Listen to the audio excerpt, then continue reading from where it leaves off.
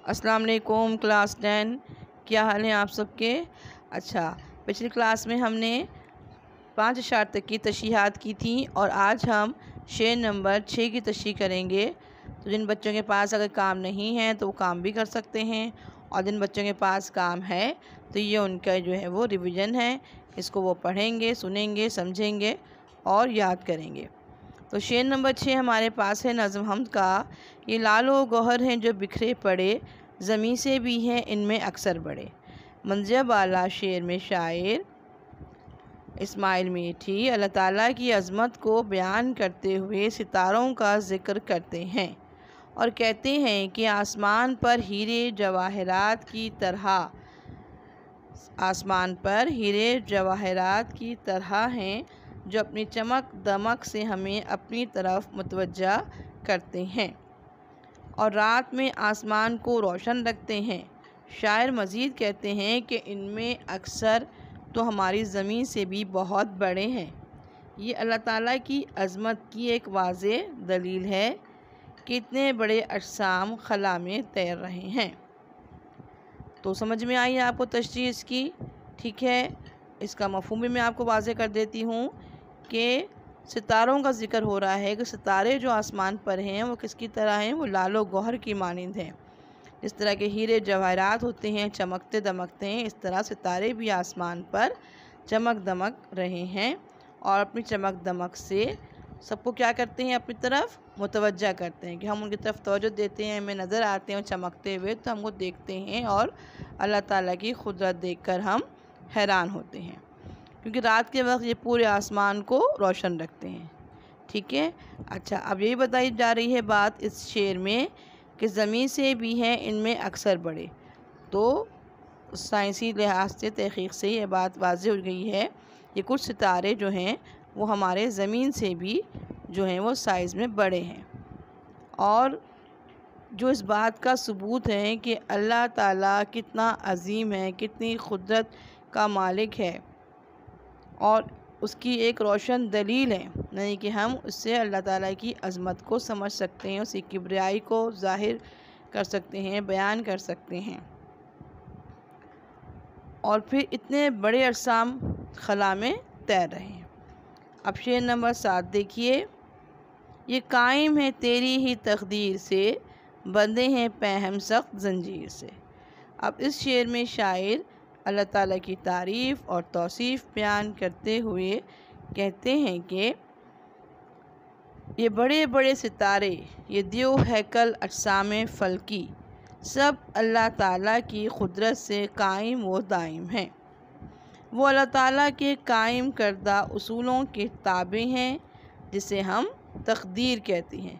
یہ اسی تقدیر کے ذریعے ایک دوسرے سے باہمی ربط میں ہیں، سب اپنے اپنے مداروں میں گھوم رہے ہیں، کوئی ایک دوسرے کے مدار میں خلل نہیں ڈالتا۔ تقدیر کی زنجیر نے ان کو باندھ رکھا ہے۔ اللہ تعالیٰ کی قدرت اس کائنات کو اپنے احاطے میں لیے ہوئے ہے۔ احاطے میں لیے ہوئے ہے مطلب چھائی ہوئی ہے، سب کچھ اس کی احاطے میں ہے، سب کچھ اس کے قبضہ قدرت میں ہے۔ صحیح، اب آ جاتے ہیں ہم شعر نمبر 8 پہ۔ شعر نمبر 8 ہے، وہ زنجیر کیا ہے کشش باہمی، وہ زنجیر کیا ہے کشش باہمی، نہ اس میں خلل ہو نہ بیشی کمی۔ منزل بالا شعر میں شاعر اللہ تعالیٰ کی تعریف اور توصیف بیان کرتے ہوئے کہتے ہیں کہ تقدیر کی وہ زنجیر جس نے ستاروں، سیاروں اور تمام اجسام فلکی کو باندھ رکھا ہے، وہ ان کی آپس میں کشش ہے، ان کی آپس میں کشش ہے۔ اس کشش کو آج سائنس کشش ثقل کا نام دیتی ہے۔ یہی کشش ان اجسام فلکی کو اپنے مدار میں قائم و دائم رکھتی ہے، دوسرے اجسام فلکی کے مدار میں خلل یا رکاوٹ پیدا نہیں ہوتی، اور نہ ہی ایک کی وجہ سے دوسرے میں کوئی کمی بیشی ہوتی ہے۔ یہی اللہ تعالیٰ کا قانون ہے، یہی ان کی تقدیر ہے۔ یہ تھے شعر نمبر 8 کی تشریح۔ اب شعر نمبر 9 کو کاپی ڈاؤن کریں گے آپ۔ جن بچوں کے پاس کام نہیں ہے وہ شعر نمبر 9 کاپی ڈاؤن کریے، اور جن کے پاس ہے وہ اپنی کاپی کھول کر ساتھ ساتھ اس کے پڑھتے جائیں گے اور سمجھتے جائیں گے۔ شعر نمبر 9 ہے ان سب کا آئین ایجاد ایک، ہنر ایک ہے اور استاد ایک۔ منجا بالا شعر میں شاعر اللہ تعالیٰ کی تعریف و توصیف بیان کرتے ہوئے کہتے ہیں کہ ساری کائنات اور اس کے اندر تمام اشیاء کی تخلیق کا اصول بھی ایک ہے۔